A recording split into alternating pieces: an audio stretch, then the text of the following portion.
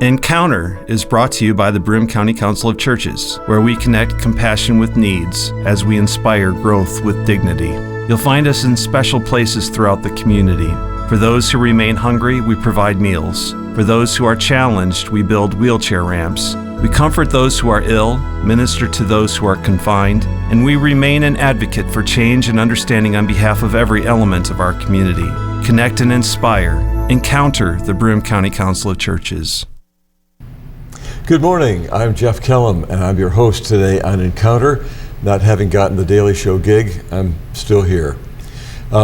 When I was growing up, the two most influential ministers in my life were my hometown pastor in Endicott, but also the college chaplain, whom I met at a time when I was pretty much called to the ministry, but not knowing what kind of ministries there were besides the pastorate. And then I found a chaplain, and that kind of looked good too. I wanted to serve the Lord in some way. Churches have a great deal of investment in their young people, from preschools to Sunday school to youth fellowship to church camps and to mission trips. But what happens when you leave the womb of the local church and the faith development and nurture you felt there, and you find yourself now on campus with people of all different religious beliefs and none, and you're confronted by challenging things in classes that you hadn't thought about before? Who is it that helps guide and nurture you then? It may be a college chaplain. And of course, there are lots of different models for that, so we'll talk a little bit about that on today's program. And our guest is a college chaplain. He is the Reverend James Touchton, who is the college chaplain, the Protestant chaplain at Ithaca College. And at Ithaca, there's a Catholic chaplain and a Jewish chaplain. Is there a Muslim community at all? No, okay. Not much. And you're the Protestant chaplain. I am. What do you mean Protestant? So Protestant is pretty much any Christian besides Catholic. That's the best way to describe that. We don't use that term very often, Right. and you were talking before we went on the air about this is the time when you gear up for students coming onto campus, and so you have a welcoming table, and they're saying, well, I'm Pentecostal or I'm Baptist and I'm not a Protestant, but we don't use that term very often. It's true. So we have to kind of give people a little history lesson. Yeah. Well, let's begin by talking a little bit about faith development for a child raised in a church and then finding himself or herself on a campus. And faith continues to grow. You still have questions to ask. What are the ways that you help? Well, yeah, so students come to us from a variety of different backgrounds and a variety of different influences.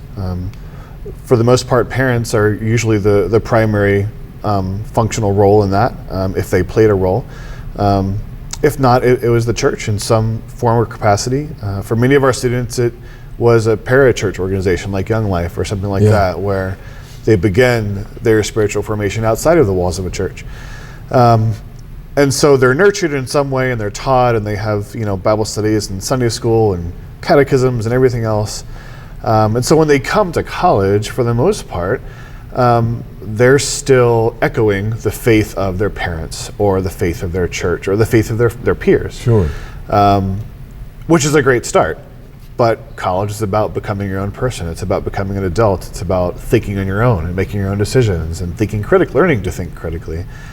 So that's where I come in. We have a lot of these students that come in, and it's time for them to make their faith their own. And most of them recognize that. Most of them are ready for that. Yeah. I think there's some ambiguity as to how exactly to make that happen. Yeah. And so we have some students that come, and the background they came out of, it can be one of two extremes or somewhere in the middle, where on one end they're taught kind of this inculcated with this kind of us against the world mentality, and so they come to college very defensive, very not willing to entertain other opinions or perspectives. Kind of entrenched in the secure faith understanding. Right, and then you have those on the other end where what their church had to offer them wasn't that much different than what the world or the culture has to offer them. So they come to college and they say, well, what's the point? And then you have everything in between. But at somewhere along the way, they recognize that I have to make my faith my own. I have to think about things on my own, and I have to actively engage this process. Yes. And so, whether that means choosing to join a Christian community on campus or looking for a church off campus or taking certain classes that interest them, that relate to their faith, there's all kinds of different ways they can go about doing that. Sure. And also there's that feeling that you are a pastor in many ways, and so that there are programs on campus that will provide opportunities for worship and so on. But also, I would think counseling when students are going through a rough time personally or otherwise. Do they come to you? They do. I think, this is a different day and age where I think the way most young people view ordained ministers is different than the way that it used to be. What? Carries a lot less authority, I think, than it once did. Sure. And so most of the time, students typically turn to their peers first when they have difficult times or when they're in a time of crisis or they have questions or doubts. But I still have a number of students that do come to me, students from within our own Protestant community or students just from the larger campus as a whole, who, maybe they have a death in the family and it starts this chain of questions and events that they need to explore, or they realized they were actively involved in church for several years, but when they got to campus, they didn't make that intentional decision, and so now they're starting to rethink that and wonder what that means for me. Or, they're starting to have questions about their faith in terms of, well, this is what my church taught me, or this is what my parents believe.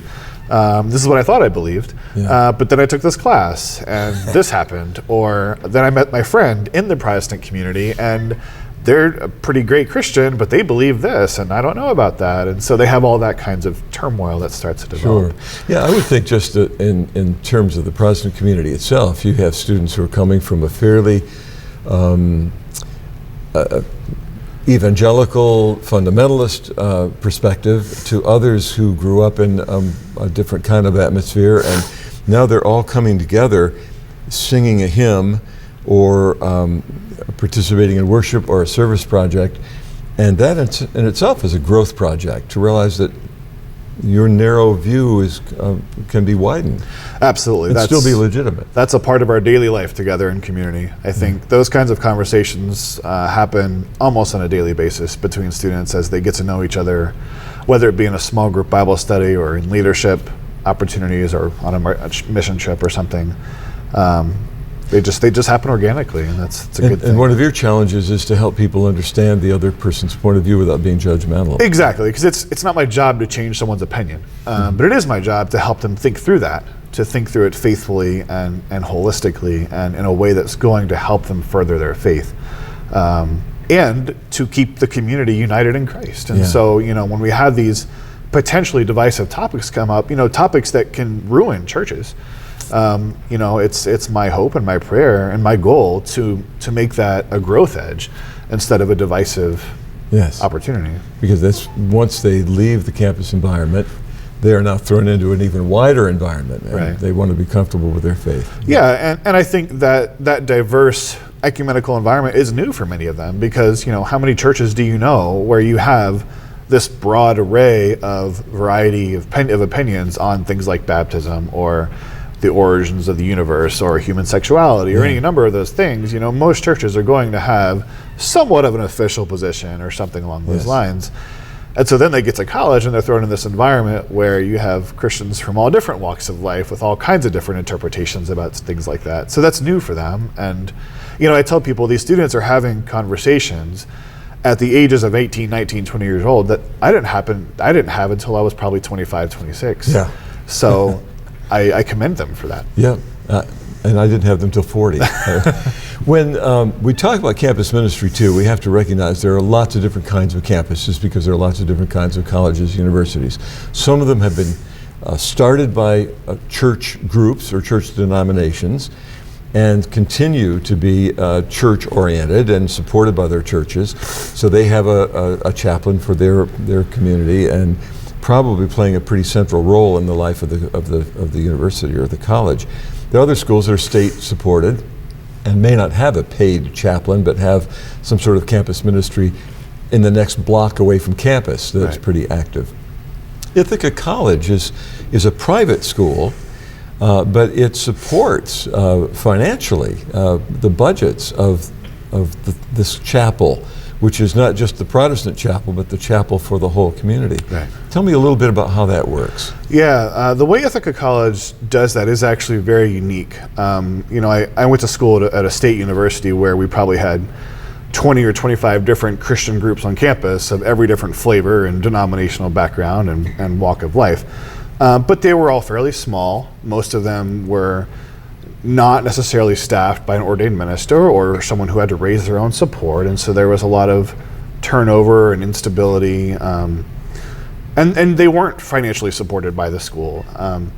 And so you get to a situation with a place like Ithaca College that is not religious in its identity at all, and yet they are very generous in how they support their spiritual communities on campus. And so while they don't fully fund us, they are very generous with that, which allows us to have an ordained minister and full-time and sometimes an associate as well, which is good. And they want everything to be united as possible, which again provides, I think, that growth opportunity for students that they might not normally receive in other contexts. Sure.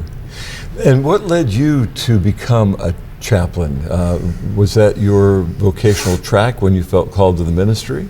I was more called to college ministry as a whole. It just so happens that this title has chaplain in it. I think it's kind of a misnomer. I think my job description is more accurately that of a campus pastor, to be honest. But I did college ministry right out of college as an intern for a couple of years. And I really enjoyed that. I love working with students at that stage of life. They're passionate and they're energetic, and for the most part, they're willing to engage those hard questions, and they're willing to engage their friends in those hard questions. So I'm infused with that energy, and I enjoy working with that population. Sure. Yeah. Now you're about to gear up with your school year, and what does that mean for opening the doors now and pardon the expression, recruiting new students to replace? You said you had like 45 or so. 35 seniors who graduated out of that campus ministry program. Now you have to bring in some new folks. So you set up a table at orientation or what? Yeah, during the summer when students come in for their orientation, the school provides a 2-day program for them. And the last part of that is a tabling session with all the different departments on campus. And so they're gracious enough to invite the chapel and our 3 staffed communities to be a part of that, which is great because then I get to meet these incoming students and their families and give them an idea of what they have to look forward to and reassure them, give them some peace that there's a spiritual home for them as soon as they walk onto campus, which is great. So many students come to campus already knowing about the community. And of course, we do a lot of flyering.